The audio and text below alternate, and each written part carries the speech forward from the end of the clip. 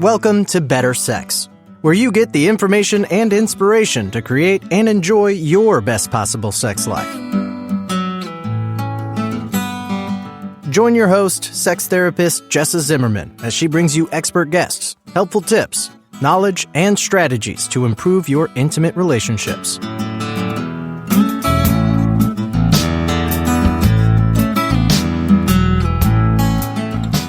And now, your host, Jessa Zimmerman.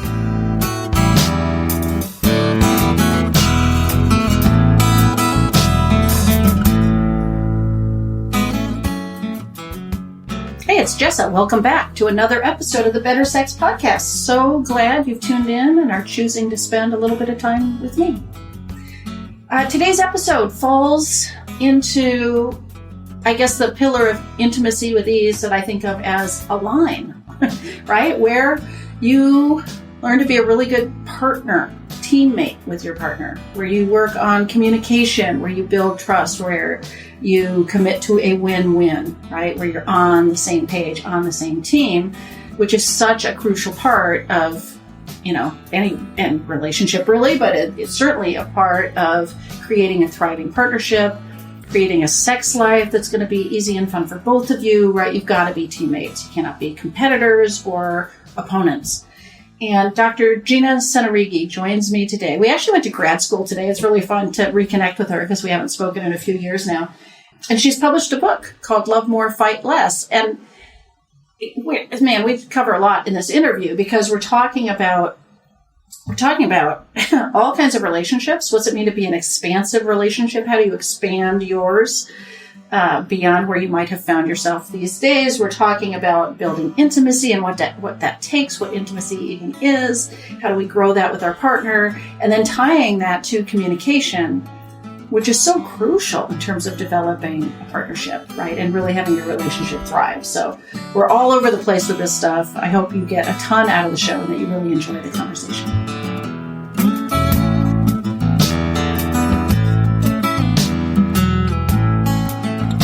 And before we start the show today, it is sponsored by Intimacy with Ease.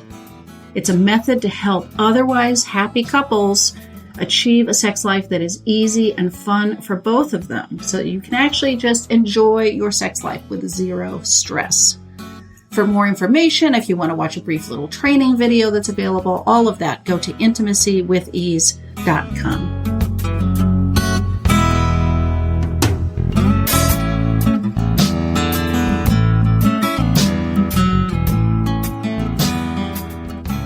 Gina, thank you so much for taking the time to be on the show. Thank you for having me. It's so fun to reconnect, having been in grad school together and not actually having spoken to you in, I don't know, it's been a few years now. Yeah. I think we've had a couple of points when we've been able to touch base at different trainings and things, but it's been over 10 years, right? Since we graduated right? Isn't it 10 years? Yeah, 2010. Yeah. So here we are at our decade check-in point. Right, exactly. Every 10 years we'll get together. Yeah. So do you want to give just a little quick overview of what's your journey been over these 10 years from masters to mastery, right? Yeah. Well, I left school, and I think you remember, and the thing, it's still true in the world of mental health therapy. There's a very specific small population of us who really like couples and relationship work. Yeah. Right? There's a lot of folks doing great things, and they have their other specializations. But I remember you and I being two of a small number of us leaving saying, we want to do couples and relationships and we want to do sex. Right. We want to talk about those things with people for sure. And for me at that point, I was working at a LGBTQ specific agency in Seattle, and doing a lot of work with queer folks and folks in the BDSM community. And I was learning a lot personally and professionally about polyamory and consensual non-monogamy. And so I really geeked out about that, and dove into a lot of training and specialized for almost this whole last 10 years in working with less mainstream or traditional relationships, couples who kind of or triads or quads who color a little outside the lines of what's considered normal. And it's been really, really fun. And then there've been sort of byproducts of that, that I didn't anticipate doing a lot of work about affairs and affair repair and infidelity. But that's one of the routes a lot of people take to come to a discussion about, does consensual non-monogamy work for them, right? Should they open their relationship? Well, I've never believed people could be faithful, or I don't believe monogamy works. So I've done a lot of work kind of by accident in infidelity and affairs. You're nodding. Maybe you've done some of that too. Yeah, it shows up, right? It does. Yes. And there is this other component of the work that's come up where there are some people who come to the conversation about consensual non-monogamy because they're really ready to not choose to be together.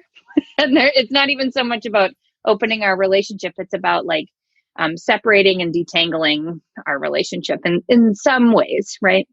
And often those are folks who really like each other or get along pretty well or have like a great family life or a lucrative business together, but they maybe aren't feeling romantic or sexual and they don't want to invest energy into doing that together.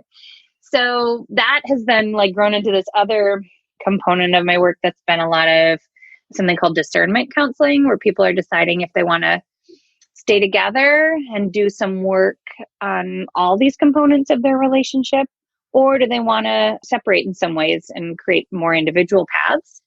And conscious uncoupling, where people are trying to think about either divorce or separation in a really compassionate way. Yeah.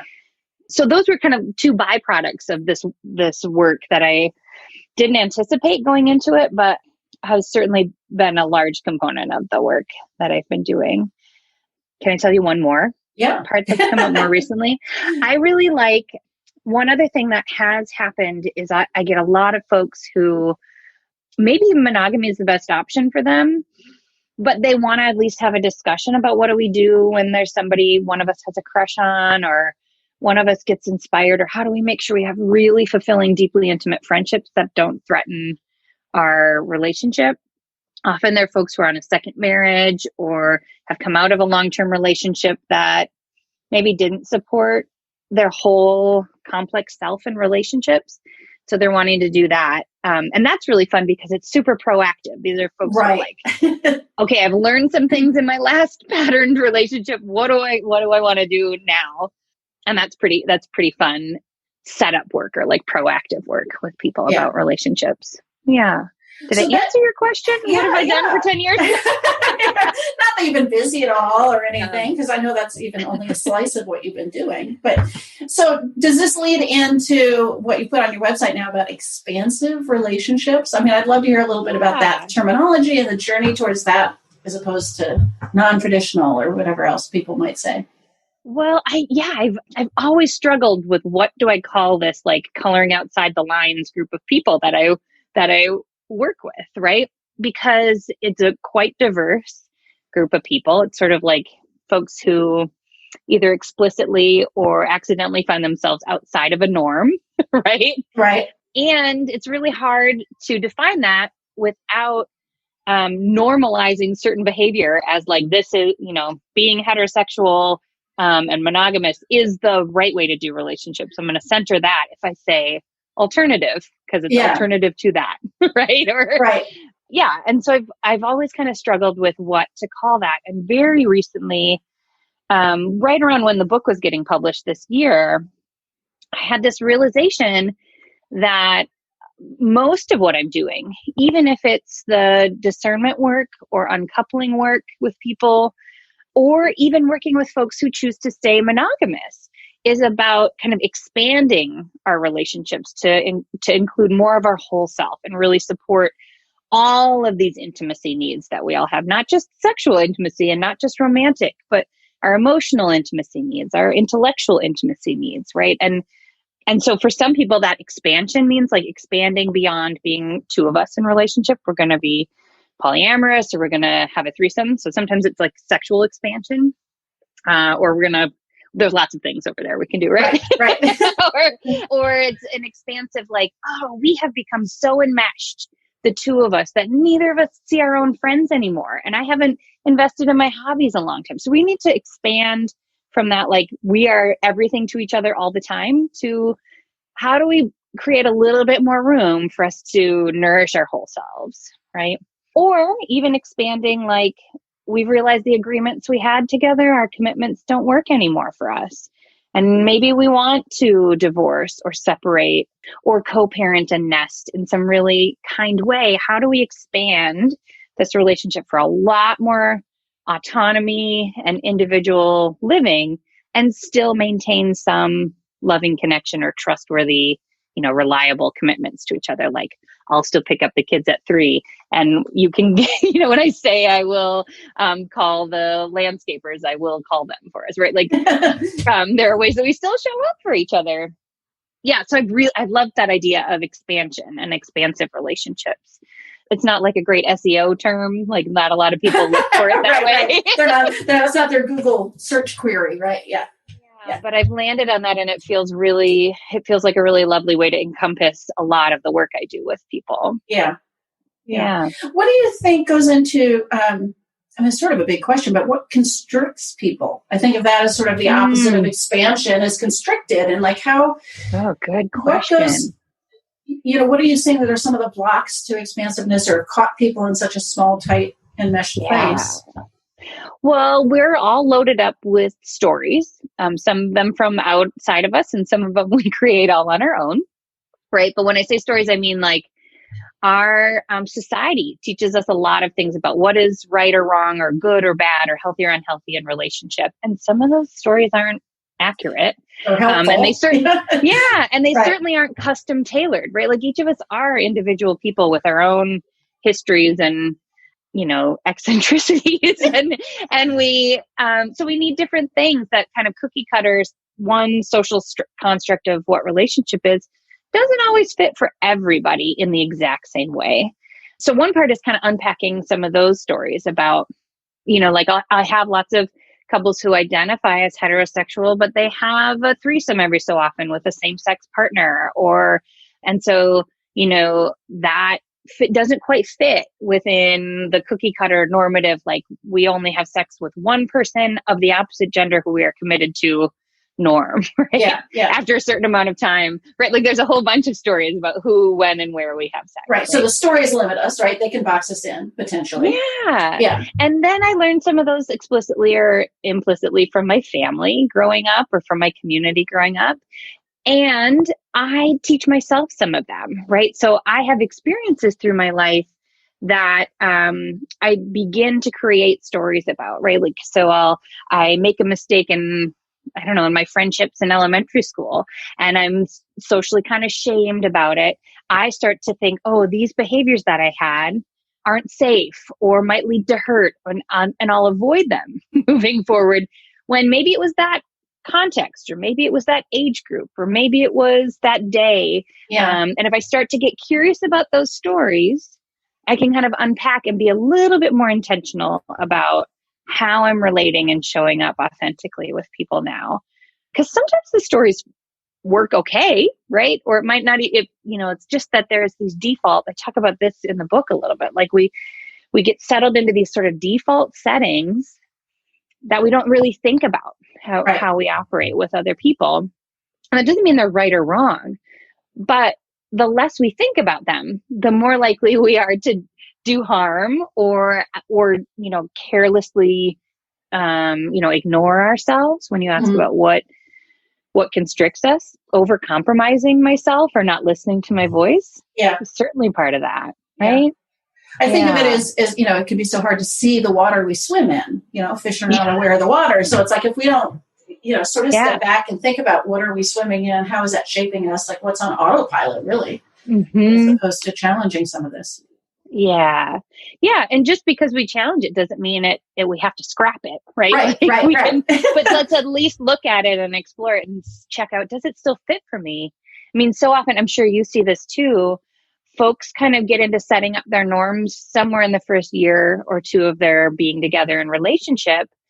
And maybe we talk about them, rarely, but maybe we talk about them then. And then we don't usually revisit. right, for an entirety of a relationship.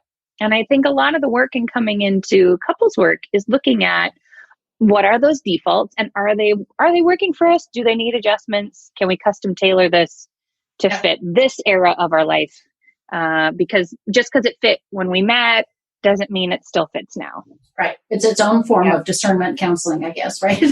Yeah. Discernment about those stories and which ones we're always which discerning. Ones don't. Right. Yeah, we're always discerning something. So how do you, I guess I want to ask you, how do you define intimacy? Like I think that might be the overarching word you use for your work is intimacy work, right? Yeah. And like, how do you even define that? How do you frame that? What do you think people's struggles are? Oof. I know, just small questions for you. I know, right? I mean, there's intimacy that's the felt sense, right? Like I feel close and open, I think seen and known by another, right? Like, and there are, of course, sort of like layers to it, right? There's a surface level of intimacy I might feel with lots of people. I know my neighbors across the street. I know that I'll see them on Wednesdays when they take out their trash. And there's like a familial intimacy there. It is certainly not the depth of intimacy that I have with my partner of 12 years, right? Like we see each other every day and have built up patterns and asked lots of questions and been through moments of intense vulnerability together. And vulnerability and intimacy aren't the same, but handling vulnerability with care can really deepen intimacy. I think about, even the folks in our graduate class, we did a lot of vulnerable work, right? Asking each other very intimate details, very specific personal details of our histories, and working on emotional reactivity or surprises that were coming up in our lives. That's really vulnerable work. And feeling the sense of being known or understood or appreciated, not necessarily agreed with, but appreciated right. through that, right, really deepens intimacy within a group of people. So I don't know that I'm clearly defining it because it can mean something different for different people, right? But I think about that felt sense of deep connection with people and understanding. How would you define it? It's a huge part of your work. It is a huge part of my work. And I sort of lean towards the way David Snarsh defines it, which is it's really about letting yourself be seen and known, good and bad, and less about reciprocal, trade. I'll show you mine if you show me yours. It's like, it's a little bit more unilateral about it. It's very intimate. I reveal myself. And there's so much masking or hiding of our worst parts, so often. And so it's also intimate to sort of be the morning monster or whatever, right? Like just really truly be ourselves. So I love that. There's a talk I often ask my clients to watch. Brene Brown did a talk about the 7 pillars of trust. What is it? The anatomy of trust is the name of her talk. And she talks through like several of the key components of the research about what builds trust in relationship. And trust and intimacy tend to go hand in hand. But there's one part that I've always felt was left out. And that is the discernment of like, I need to feel physically and emotionally safe in order to open myself, like you were saying, right? And that for all of us, there are these kind of varying levels of how safe is it for me to be open here, right? It might be there might be different risk factors. Let's say for me to be totally open about myself at work than in my living room or with my, parent who was abusive than with my current best friend, right? And I really think about that. I love that you talking about that, like how much can I open myself? And I sometimes think there can be a pressure on people that you should be more open. We should just be open all the time. And, from our work, there are plenty of times when folks want to be more open and there are barriers coming up that they want to work through. Yeah. And there are also plenty of very practical times when people aren't as open for deeper intimacy, right? Again, we'll also throw the word discernment around a bunch in this episode. Because that's all discernment too, of like, what is helping me feel open? What cultivates that sense of openness for me? What sorts of behaviors can I look for in other people or environments can I look for that help me cultivate that openness? Yeah.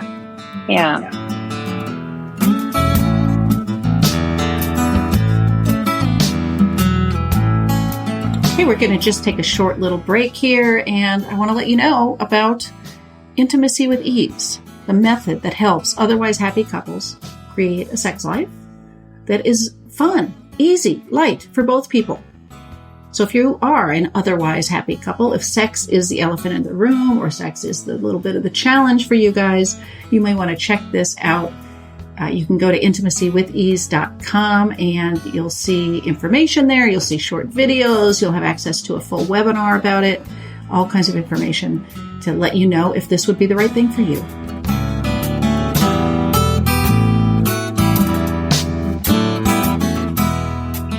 So talk a little bit about the book, because what made you write it?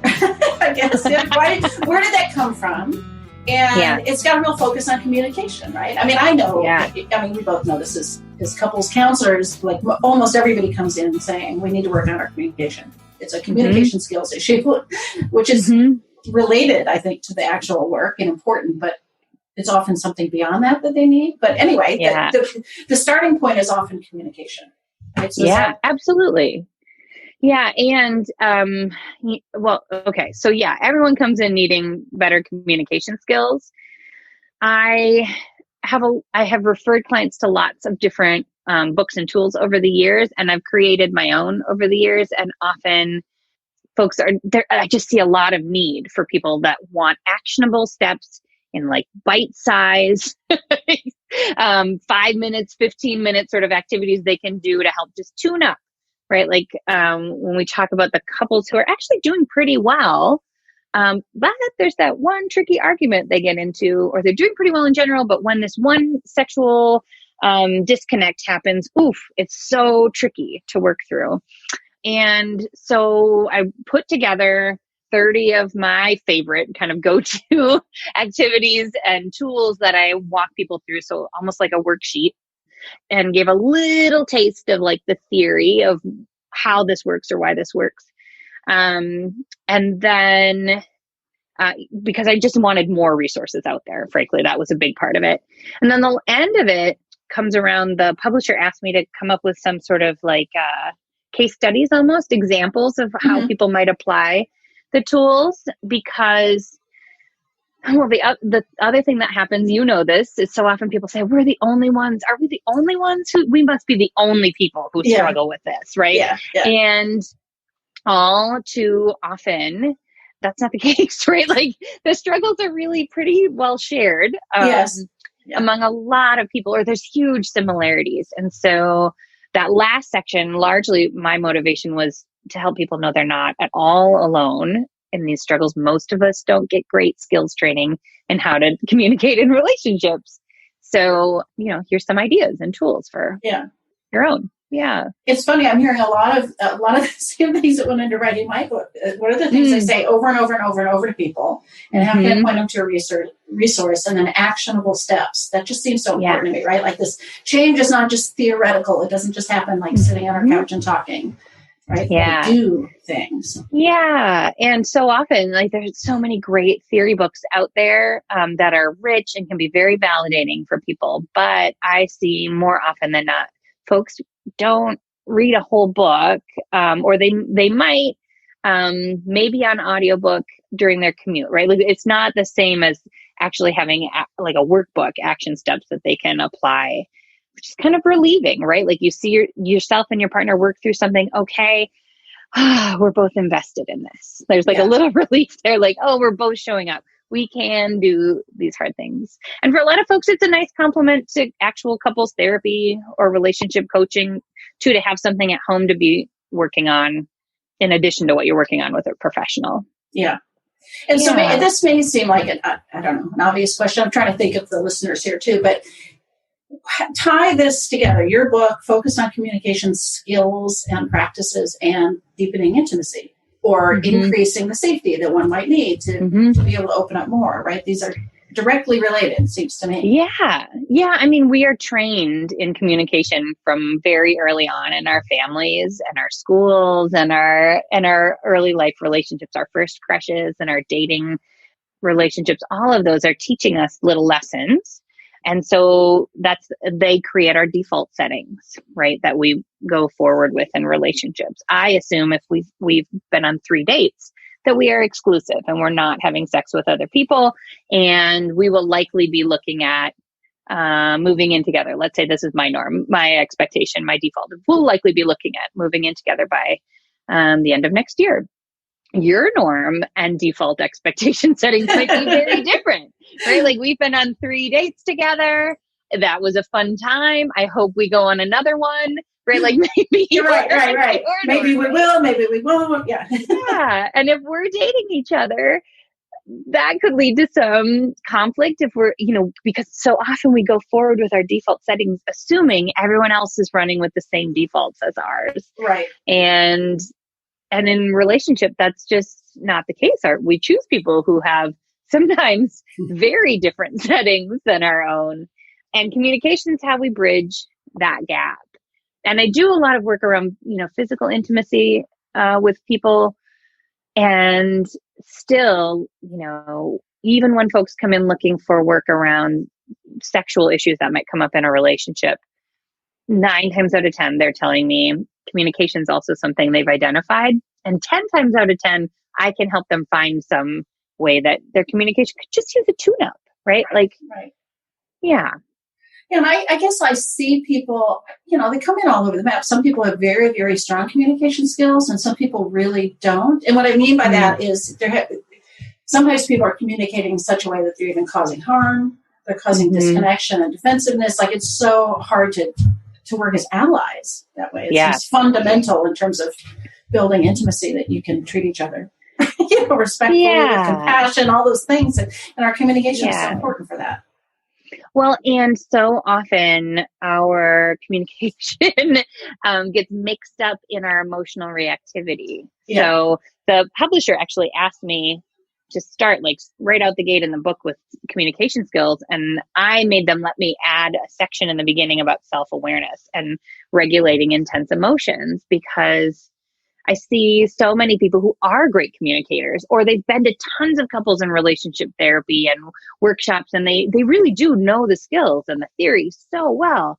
But in that moment, when they're jealous or insecure or feeling ashamed, whatever, there's an intense emotion that erupts, those communication skills go right out the window. Right? Well, you know what? Even in addition to that, I feel like sometimes, I think that, I'm trying to be careful about that.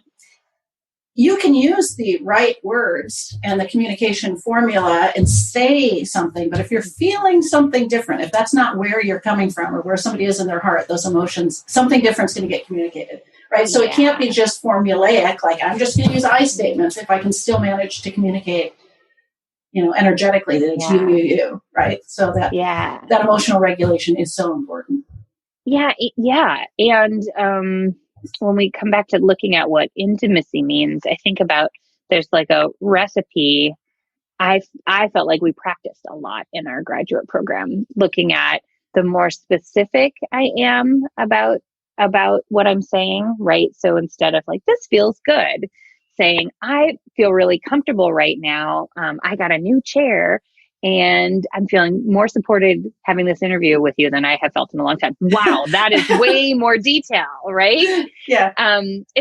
You can feel that it's a little bit more intimate what I'm sharing with you, right? Sharing from the first person. I gave the example of this is great is different than I feel this way, right?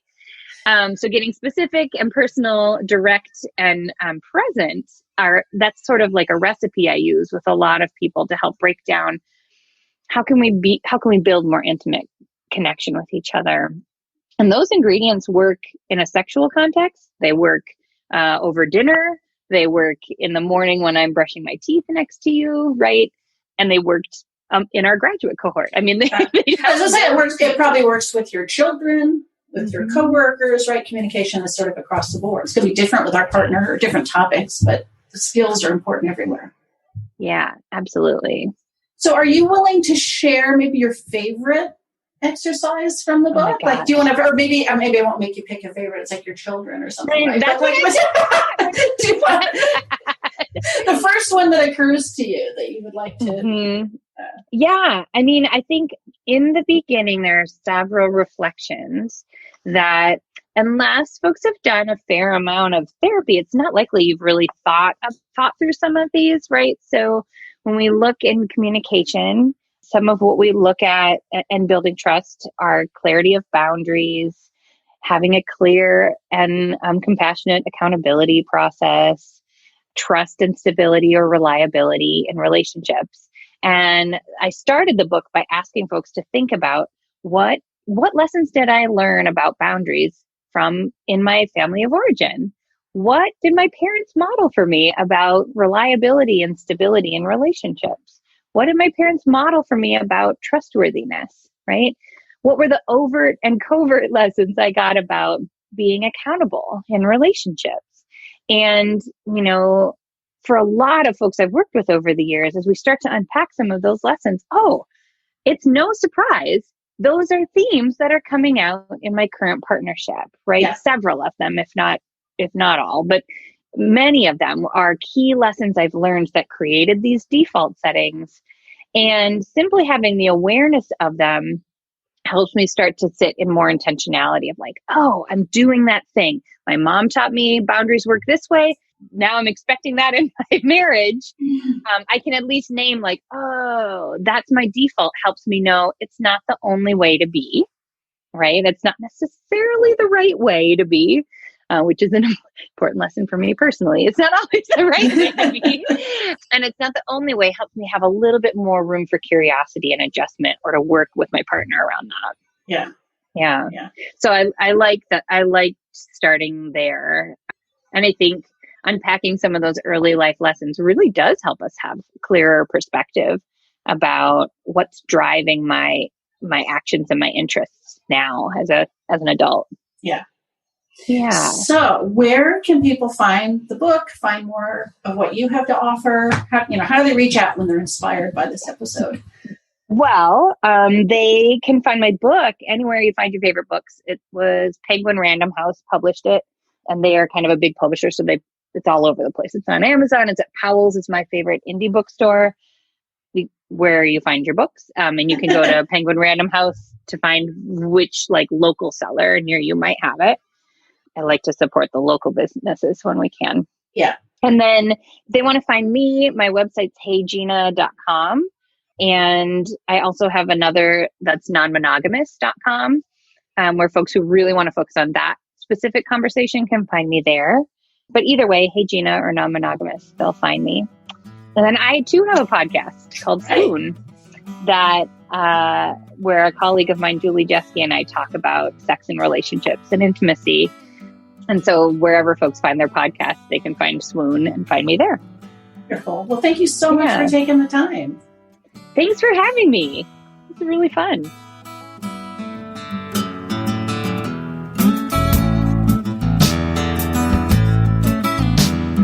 You've been listening to Better Sex. Please visit our website, bettersexpodcast.com, for show notes and additional episodes.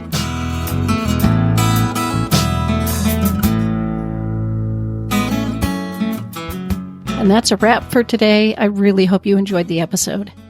If you are enjoying the podcast, if some of this material resonates with you and you would like to make a difference and make sure that this keeps coming out in the world once a week, ongoing, there are a couple things you could do to show your appreciation. The first would be to go to iTunes and rate and review the show.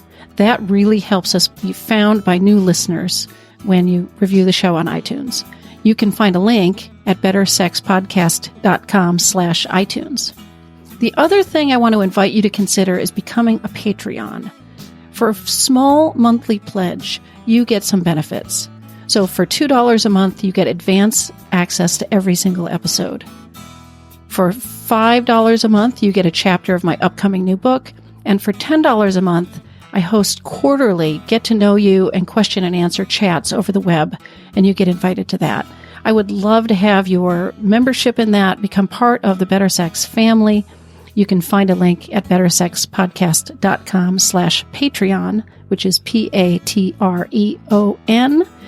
Again, thanks for listening. I'm glad you're here. Feel free to comment, ask questions, get in touch. I'd love to hear from listeners. Thanks.